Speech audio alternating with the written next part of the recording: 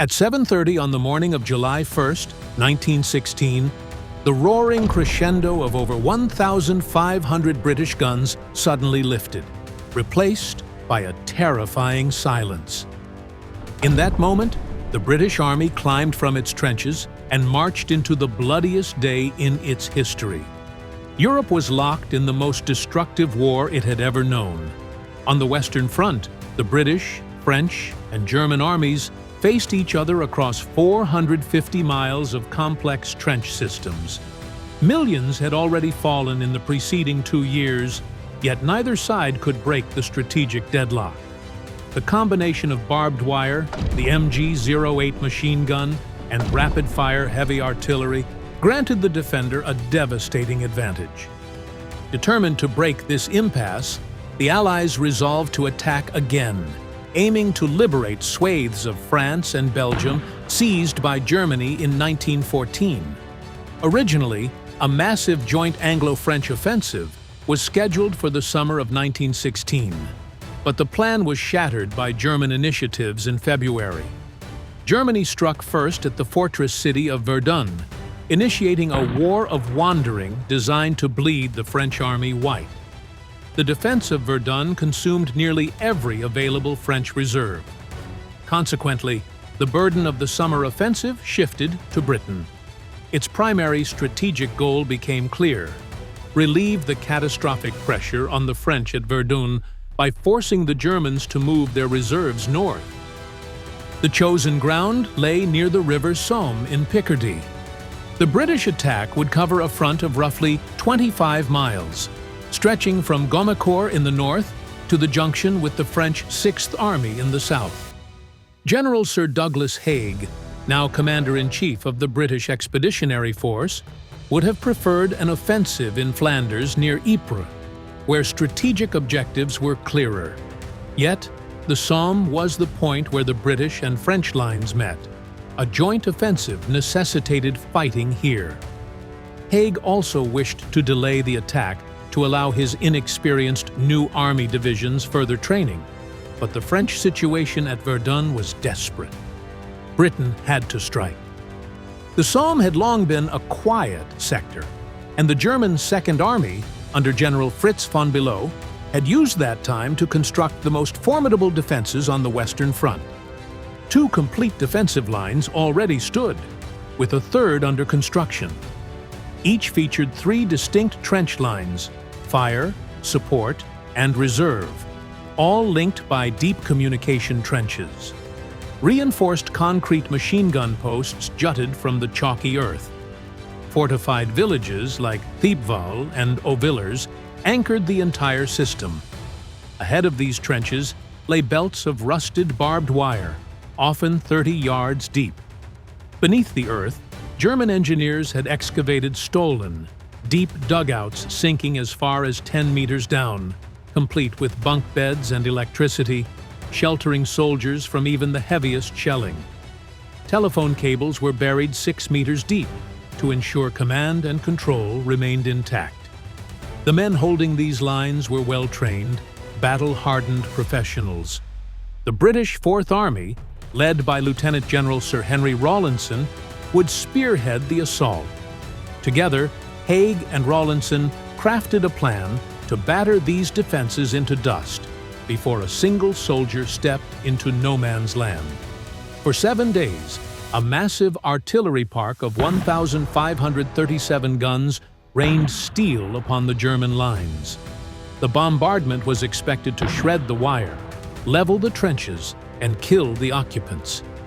Additionally, 19 mines were tunneled beneath key German strongpoints, packed with ammonal explosives. To the north, the British Third Army launched a diversionary assault at Gommecourt. In total, 11 British divisions from the Fourth Army, supported by 5 French divisions, lined up for the attack. Most expected to walk across a pulverized landscape against minimal resistance. The assault was set for 7:30 a.m. to allow artillery observers to correct their fire in the daylight. British morale was exceptionally high. Among the ranks stood the PALS battalions, volunteers from the same towns and factories who had joined in a wave of patriotism in 1914. However, on the eve of the attack, troubling reports reached headquarters. The bombardment had been a partial failure. Of the 1.5 million shells fired, roughly 30% were duds due to poor manufacturing. Furthermore, the British lacked enough heavy, high-explosive howitzers to destroy deep dugouts. Too many of their guns were light field pieces firing shrapnel, which was ineffective against earthworks.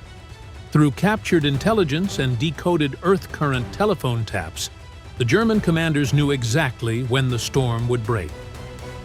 At 7 a.m. on July 1st, the Allied bombardment reached its final ear-splitting crescendo.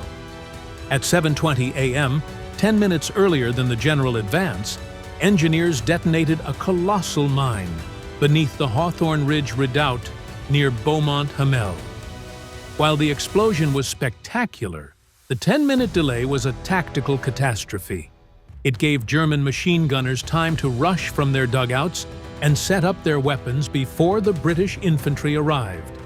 At 7:28 a.m., the remaining mines erupted along the front, including the massive Lochnagar mine at La Boisselle. At 7:30 a.m., the artillery lifted its fire to the German second line. As the British and French infantry began their advance, German soldiers rose from their deep shelters and manned their MG-08 machine guns. A long-standing myth suggests all British infantry stepped from their trenches and walked slowly in lines. In reality, tactics varied. Many units crept into no man's land under the cover of the bombardment to shorten the final dash. However, in the northern and central sectors, no amount of bravery could overcome the technical reality. Where the wire remained uncut, men were funneled into narrow gaps and scythed down by crossfire. Despite the slaughter, pockets of incredible success appeared. Near Thiepval, the 36th Ulster Division bypassed German strongpoints and stormed the Schwaben redoubt, reaching the German second line. But they were isolated.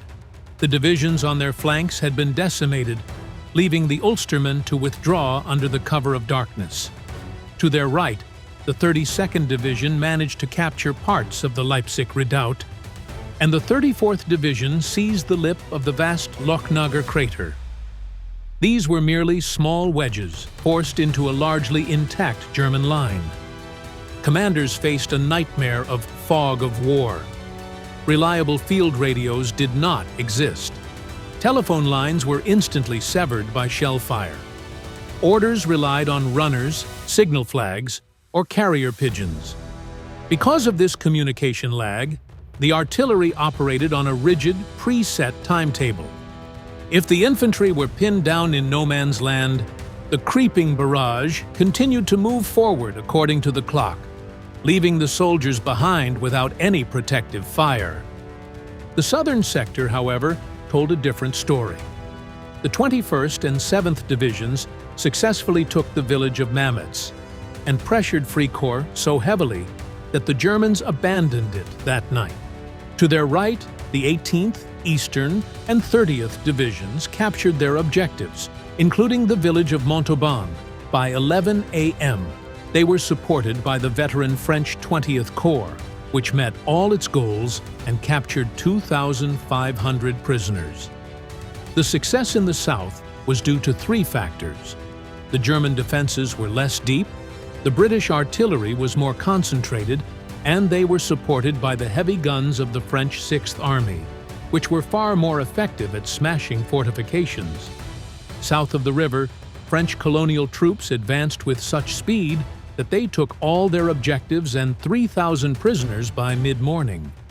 But for the British Army, these local successes were overshadowed by the sheer scale of the loss. July 1st remains a cruel tragedy. German losses were roughly 12,000.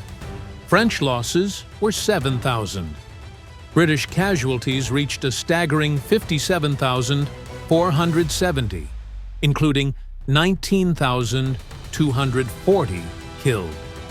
it remains the bloodiest day in the history of the British Army. The battle did not end in July. It ground on for 141 days, finally ending in November amid frozen rain and unyielding mud. By then, the Allies had pushed the front line forward only 6 to 10 miles. The price was incomprehensible: roughly 420,000 British casualties, 200,000 French, and nearly 450,000 German. The Somme stands as one of the costliest battles in human history. In British memory, the Somme is often seen as a byword for lions led by donkeys, brave soldiers sacrificed by incompetent generals. Yet, modern historians view it as a brutal but necessary learning curve. The British Army that emerged in November was no longer a band of amateurs. It was a hardened professional force that had learned the secrets of combined arms warfare, the use of the tank, and the power of the creeping barrage. By relieving Verdun and mauling the German professional officer corps, the Allies took a painful, vital stride toward the eventual collapse of the German Empire in 1918. The lessons of the Somme were paid for in blood, but they provided the blueprint for ultimate victory.